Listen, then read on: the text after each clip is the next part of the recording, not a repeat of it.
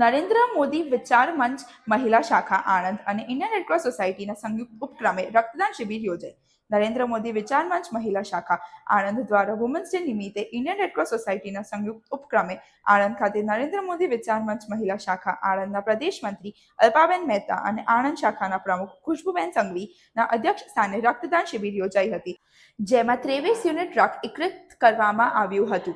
આ પ્રસંગે નરેન્દ્ર મોદી વિચાર મંચ આણંદ શાખાના પ્રદેશ મંત્રી શ્રીમતી અલ્પાબેન મહેતાએ જણાવ્યું કે અત્યારે ગરમીના સમયમાં બ્લડ બેંકને બ્લડની જરૂરત ખૂબ જ રહેતી હોય છે, કારણ કે સગર્ભ મહિલાઓ અને થેલેસીમિયા પીડિતોને ધ્યાનમાં રાખીને આ કેમ્પનું આયોજન કરવામાં આવ્યું હતું.